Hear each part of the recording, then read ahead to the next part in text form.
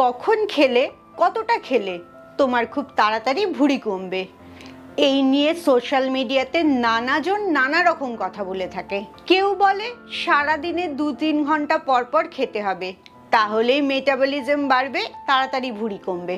আবার কেউ বলে ইন্টারমিটেন্ট ফাস্টিং করতে হবে, অনেকটা সময় না খেয়ে থাকতে হবে, তাহলেই তোমার শরীর সুস্থ হবে, খুব তাড়াতাড়ি ফ্যাট কমবে। কোনটা করা উচিত, তুমি কি করলে খুব তাড়াতাড়ি তোমার ভুঁড়ি কমবে, এই সমস্ত জিনিসগুলো আজকের ভিডিও থেকে জানতে পারবে। তাই খুব মন দিয়ে পুরো ভিডিওটা দেখো এবং কালকে থেকেই তোমার নতুন রুটিন শুরু করে দাও। Welcome to good life with Sukanya. আমি লাইফস্টাইল কারেকশন কোচ। আমার প্রোগ্রামে রোজ দেশ বিদেশ থেকে বহু মানুষ যোগদান করছে এবং তাদের ওজন কমিয়ে মানসিক স্বাস্থ্য ভালো করে একটা নতুন জীবন ফিরে পাচ্ছে। তুমিও যদি এই প্রোগ্রাম সম্বন্ধে জানতে চাও, তোমার কেন ওজন বেড়েছে, কি কি অসুখ আছে এবং সেগুলো তুমি ওজন কমিয়ে কিভাবে সুস্থ হতে পারবে, এই সমস্ত জিনিসগুলো আমি আমার 2 ঘন্টার ওয়ার্কশপে শেখাই। এই ওয়ার্কশপে যোগ দেওয়ার জন্যে নিচের হোয়াটসঅ্যাপ নাম্বারে LCW এই কথাটা লিখে হোয়াটসঅ্যাপ করো। পেটে ভুঁড়ি থাকাটা সত্যি একটা খুব বড় সমস্যা, আর যতই তুমি ওজন কমাও ভুঁড়িটা কিছুতেই কমতে চায় না। তাই আজকে বলবো কত ধরনের খাওয়ার সময় হয় এবং কোন সময়টা তুমি ফলো করবে। মোটামুটি দেখা যায় মানুষ দিনে 5 বার খায়, 3টে বড় খাবার খায়, সকালের ব্রেকফাস্ট, দুপুরের লাঞ্চ আর রাত্রের ডিনার, আর এর মাঝে 2টো ছোট ছোট স্ন্যাক্স সকালের ব্রেকফাস্টের কিছুক্ষণ পরে আর বিকেল বেলায়। এই জায়গাটাই লক্ষ্য করে দেখো, অনেকেই এই সময়তে চা বিস্কিট খাও কিংবা বিকেলের স্ন্যাক্সে তো খুব বাজে খাবার খাও, রোল, চাউমিন, মোমো, সব রকম জাঙ্ক ফুড, এবং তারপরেও রাত্রিবেলা ডিনারটা করো। এই বিকেল বেলা তখন সেটা আর স্ন্যাক্স থাকে না, সেটা পুরো একটা খাবার হয়ে যায়। সেদিনটায় তুমি আসলে 4টে বড় খাবার খাচ্ছ আর একটা স্ন্যাক্স খাচ্ছ।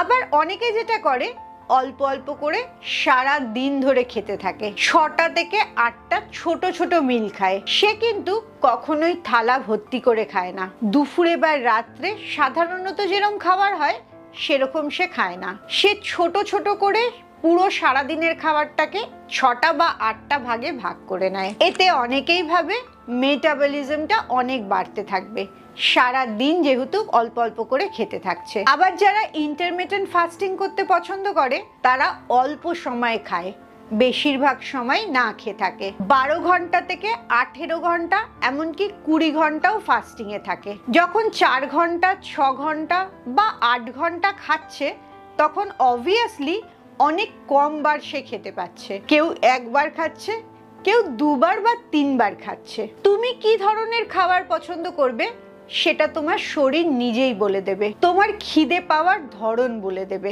একই ধরনের খাবার সবার জন্য স্যুট করে না, কেউ অল্প অল্প খেতে পছন্দ করে, কেউ একবারে অনেকটা খেতে পছন্দ করে, কেউ অনেকক্ষণ উপোস থাকতেও পছন্দ করে। সেটা সম্পূর্ণ তার ব্যক্তিগত, বিশেষ করে তার শরীরের চাহিদার উপরে নির্ভর করে। তুমি যদি সারাদিনে 3টে খাবার খাও, ব্যালেন্সড খাবার, প্রতিটি খাবারের মধ্যেই যথেষ্ট পরিমাণে কার্বোহাইড্রেট, প্রোটিন আর ফ্যাট থাকে, তাহলে তুমি খাবারটা এইভাবে পছন্দ করবে। প্রথম ফাইবারটা পছন্দ করবে, তার মানে সবুজ শাকসবজি, স্যালাড, এইগুলো বেশ ভালো পরিমাণে নেবে। তারপরে পছন্দ করবে প্রোটিনটা। নিরামিষ প্রোটিন হলে পনির বা সয়াবিন, আর আমিষ প্রোটিন হলে মাছ, মাংস বা ডিম, এটাও যথেষ্ট পরিমাণে নেবে। আর 3 নম্বরে গিয়ে নেবে কার্বোহাইড্রেট, ভাত বা রুটি, সেটাও খুব কম।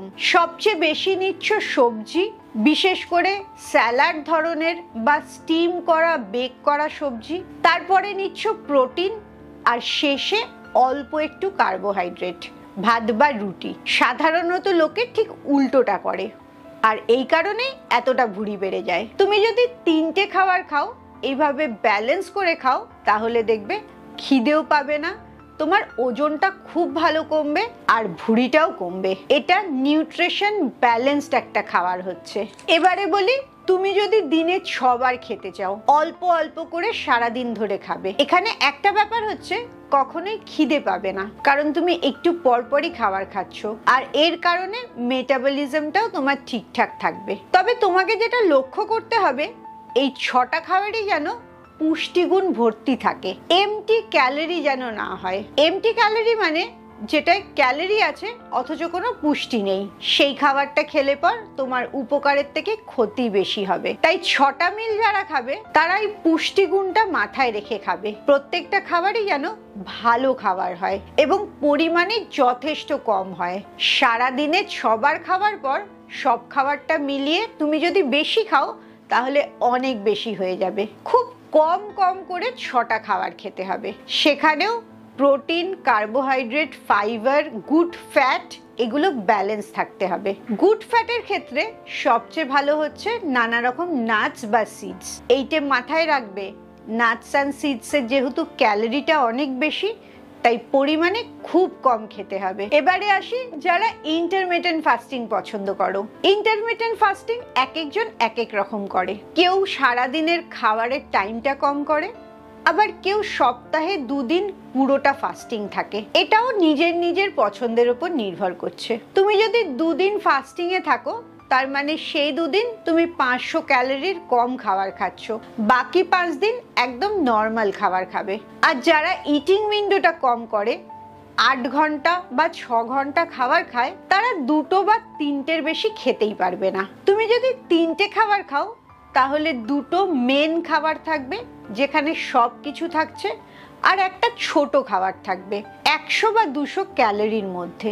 সেখানে চেষ্টা করবে এই স্ন্যাক্সটা সবসময় গুড ফ্যাট নিতে।